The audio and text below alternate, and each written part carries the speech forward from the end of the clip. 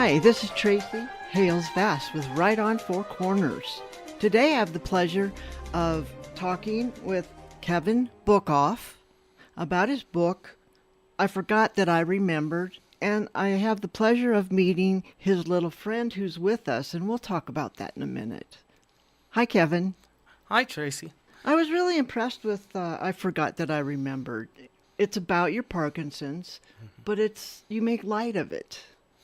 It's kind of my personality is find humor in things. Mm-hmm. And so those were stories of things that happened. And perhaps writing it was also a way to work through. And it's difficult, but there's still humor in it. It was very entertaining, and I enjoyed reading it, even though it was about, this malady you've had to deal with. Thank you.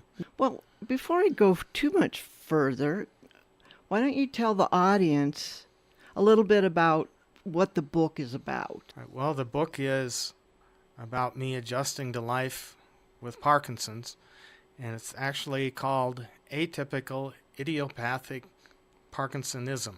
So it doesn't follow everything exactly like regular Parkinson's disease.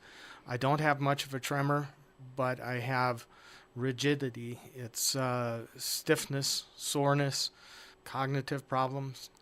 When I got out of high school, I went to VOTEC to learn auto body repair, and I had ended up working in a shop that had very poor ventilation and used the best of the best paint at the time. And I feel that that's where the brain damage happened, that down the line you notice. At the time I got pretty sick, and then brain cells get damaged, and the part of the brain that produces dopamine was affected. Like Muhammad Ali, it could have been a pugilistic thing that started it. Who's to say on that? They really don't know what causes it for sure. There's some hereditary, there's some, that they can say was chemically induced, and there's some they just don't know why. Interesting. And so that's the word idiopathic. So they don't know what, but that's my theory is I got it from chemicals, and it's slow moving, especially if it's from a chemically induced. Right. And so that's a praise, that it's slow, but I have good days and bad days, But you do other things. Like, tell us who this guy is. Well, I do ventriloquism, and this is Danny B. Wood, and he has rigidity. He does. He's a stiff dummy, and I went into ventriloquism about 30 years ago or so, and I wanted to do something in church, and I wanted to do something different than the flannel graph and things they did in Sunday school, a little something different. And so I started with the puppets in the little stage and everything, and that didn't really click. And I took a little puppet where I could see the kids, I could talk to the kids, I could see what's going on, and that clicked. And so I went ahead to learn ventriloquism. My wife made a soft puppet named Stanley. Stanley morphed into Danny eventually. Oh. So. Yeah, it's weird. I tell you what, it really is weird. I ended up with several characters, and I wrote my own skits simply because when I bought a skit, it wasn't me, and I ended up rewriting it.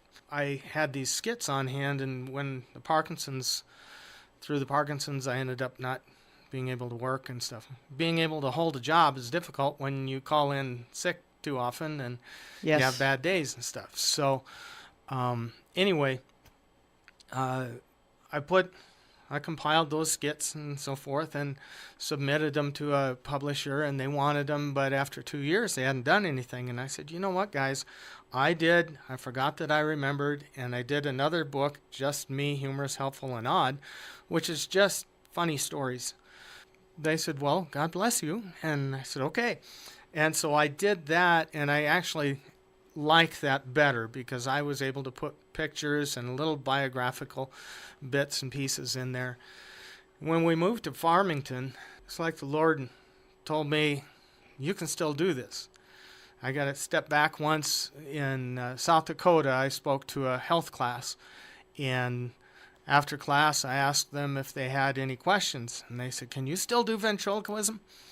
And I said, "Yeah, but I didn't bring a character." So they got out a skull. This was health class. They had a skull there, and so I really had their attention, and they really liked it. And I actually have Scully the Bonehead character at home too. I think it's about 22 characters. So the problem is I now pick up stuffed animals and I make them into puppets. I convert them. And there's too many of them I like.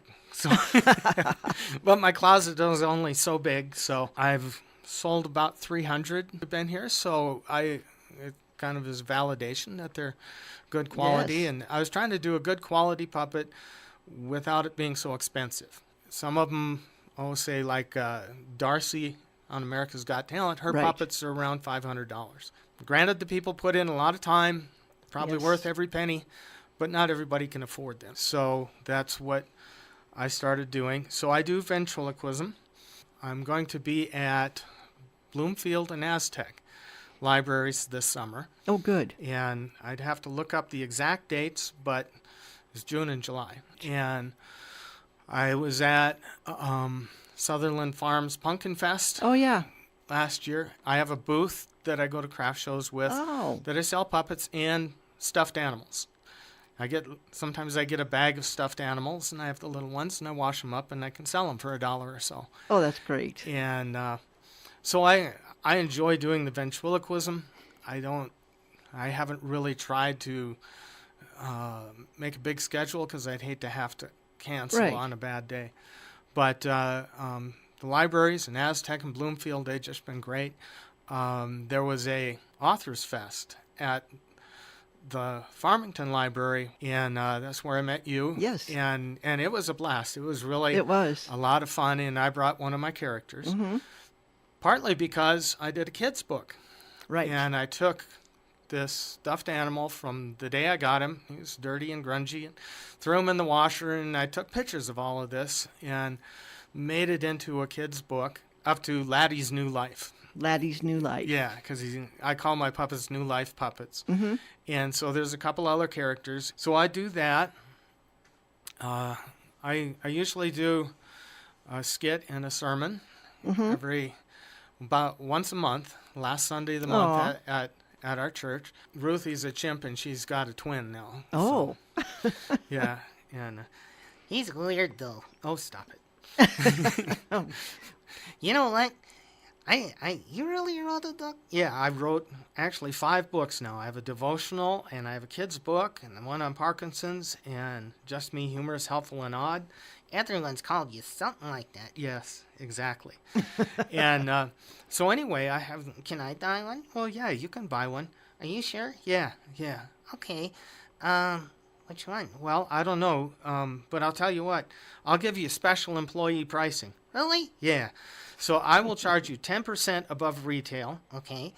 and then for every book, if you buy 2, then it's 20% above retail. 3 books are 30% above retail. Cool. That's a good deal. Yeah, I know it is. Yeah.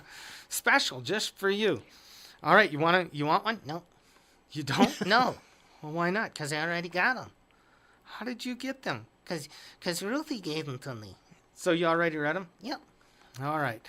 Well, maybe someday you can write your own book. I already did. You did? Yeah, I wrote in the hymnal at church. No, you can't do that. Why not? It's like I had music to it. Jesus loves me, this I know. Anyway, he's a great help. His personality's kind of hardwired in me, I guess. Yeah. So, Yeah. but And he's very attractive. Thank you. You're welcome. Yeah. Can I get married? no. Too late. Rats. Now, this is the book is I Forgot That I Remembered. So this is the story. All right, so I forgot that I remembered. No ignition regarding my cognition occurred the other day. I forgot that I remembered. I usually take preemptive steps to intercept times of memory issues. For example, Every Tuesday, I bring the devotional at my church's men's prayer breakfast. The night before, I made sure I had the message tucked in my Bible on the text verses page, thereby avoiding the problem of not remembering where said verse is in the Bible and not having to depend on the table of contents, or even remembering that there is a table of contents on a bad day, especially in front of people. I then put my Bible in a conspicuous place so that its presence reminds me that it is to go with me. Each day is unpredictable, so I cannot plan tomorrow's events. Just prepare for possible difficulties. But this is not a normal sometimers occurrence, but a seriously disconcerting event. However, this Tuesday, despite my strategy, I forgot that it was Tuesday. I ate breakfast at home and, despite my Novocaine brain, went for my morning walk. When I got several blocks away, a serious no-nonsense rain began. As I trudged back home, and I had no more energy than a trudge, I came across a garbage man, one that I had had run-ins with on previous Tuesdays. He doesn't like pedestrians to get in his way. Thus, I remembered that I had forgotten where I should be at that very moment, at the restaurant, for men's breakfast. And I'm the leader of said breakfast. So I began to plod along at a faster pace toward home. Once there, I grabbed my Bible, forgetting my lunch and mug of Bengal spiced tea. I climbed into my 92 Sonoma and headed out. I arrived a little early for work. While sitting there waiting for the business to open, I noticed my Bible on the other seat. Guess what? I had forgotten that I had remembered the men's breakfast. Now it was impossible to get there before anyone else was gone. Arg! I had forgotten what I should have remembered, and remembered what I had forgotten, then forgot that I remembered. I figured I better write this down before I forgot. Hey, I remembered. That's very good. And the little vignettes in here are very like that. So when did you discover that you had a talent for both making the dummies and the ventriloquism? Well, the ventriloquism came first. Okay. When we were in a small church just getting started, and the pastor wanted to get a junior church hour going. And so the Sunday schools used a lot of flannel graph, which is fine. I just wanted to do something different. Yeah. So I tried a little puppet stage with puppets, and I really didn't care so much for it because I couldn't see the kids, and I didn't know if I was losing them or whatever. So I just took one of the puppets and took him and just tried doing it without the stage. And I liked that. Clicked. And so I got a book from the library on how to learn ventriloquism. It was Paul Winchell way back in the day. I remember, yeah. Yeah, and he got his book and learned ventriloquism. And I had a job that had I did microfilming. Mm-hmm. So you had to, after you filmed it, you had to go through it to make sure that you didn't blur anything before they disposed of the papers. So it was pretty boring. So I would talk to myself. And I just kind of put my finger on my lips like I was saying shh, but I could feel if my lips were moving. And then I just talked to myself quietly. So I got into the ventriloquism, and then my wife helped me make some puppets back then, and I bought Danny. I didn't get into building my own until we came to Farmington. And that was, I built 3 or 4 from scratch, and then I started doing the stuffed animals, and I really like doing that. And I sell them on eBay or the craft shows. You know, most of the work is done. Materials are bought. Right. The work is all sewn, so it's just converting that. And then my wife she's in charge of the wardrobe department. All right. So she dresses them up. So once in a while I dress one up, but most of the time she does them. And Danny's quite dressed up like a cowboy there. Yeah. With his bolo and flannel shirt. He's got a suit at home too. And does he? So, but we have a cowboy skit. And you have a website? I recommend that people go to Facebook and New Life Puppets. New Life Puppets. Yeah. Okay. Or Kevin Bookhoff, author and ventriloquist. So I have 2 pages there that. And you spell your last name Boekhoff. Yes. Great. For those who are interested, they can contact me, or they can stop in at Amy's Bookcase. Okay. And that's at 2530 San Juan Boulevard. She carries my books. And there's a new bookstore in town called Let It Shine Christian Bookstore. And it's at 2014 Hutton, just north of 20th. There's a Parkinson support group in town, and they meet first Tuesday for every month, 1 o'clock, at Pinion Hills Church. And then The first Tuesdays of every month at Pinion Hills Church. Yes. Great.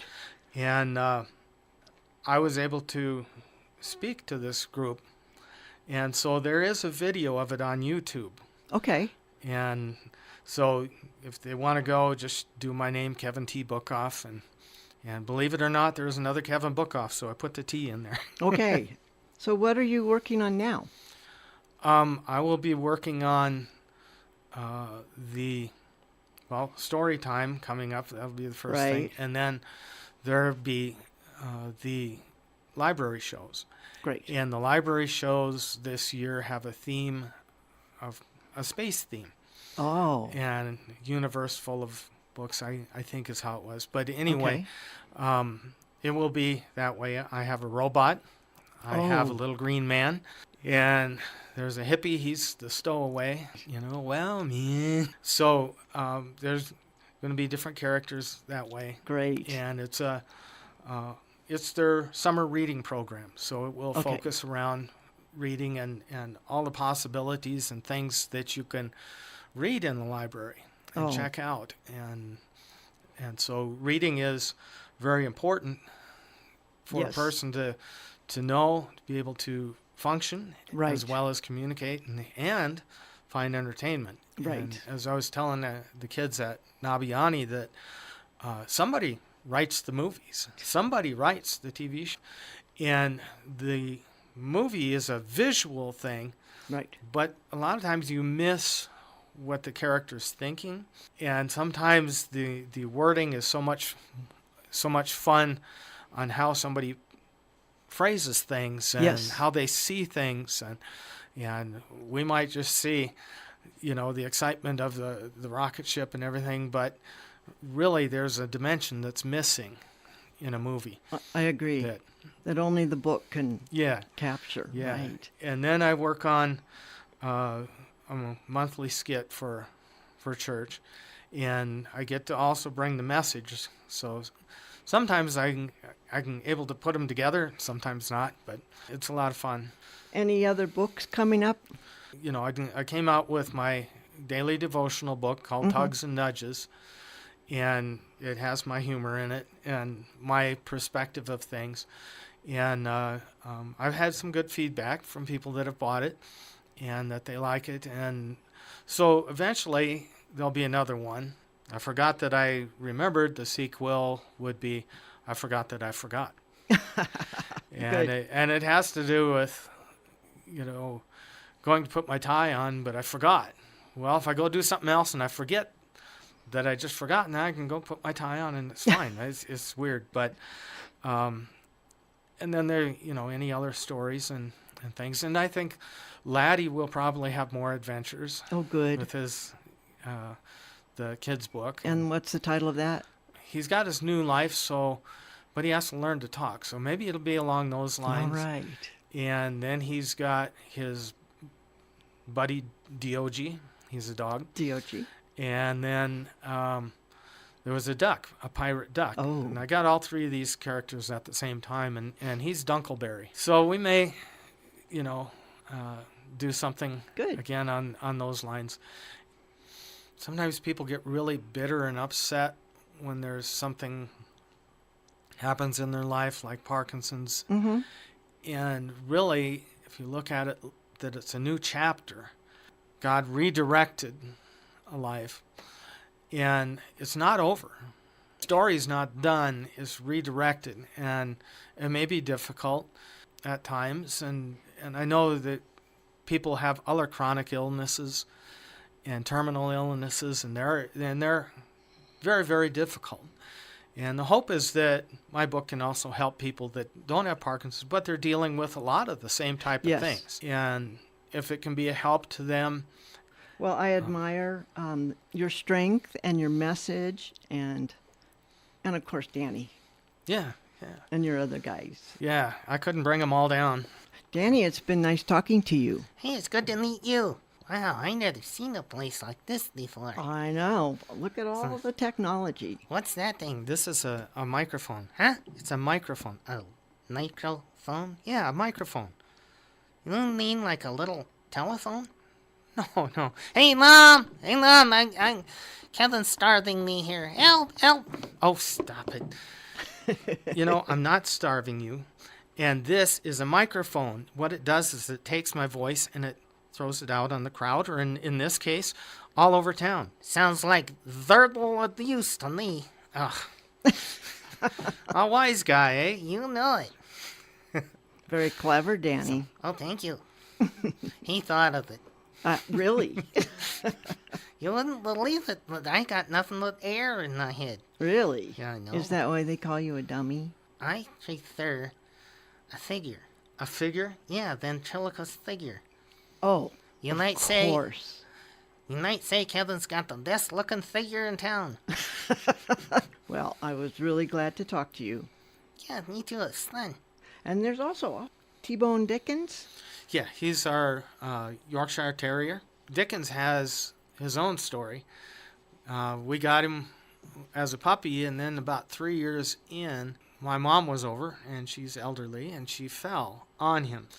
And it saved her from breaking a bone, but it injured his back. And his hind legs, rear end, was paralyzed. And we ended up going to a vet that did physical rehab, and he was able to walk again. But he walks funny because he still has a back injury. So he's our special needs dog.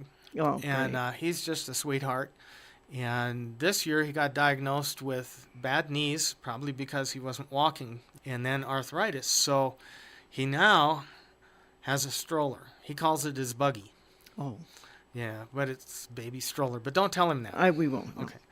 He helped clean up a pancake mess too. Oh, that's right. He did. Yes. So That was a good story. yeah, he got hit by some of that batter, but Oh, he probably enjoyed that part of it. He was a mess. He needed a laugh. I bet. I never need a laugh.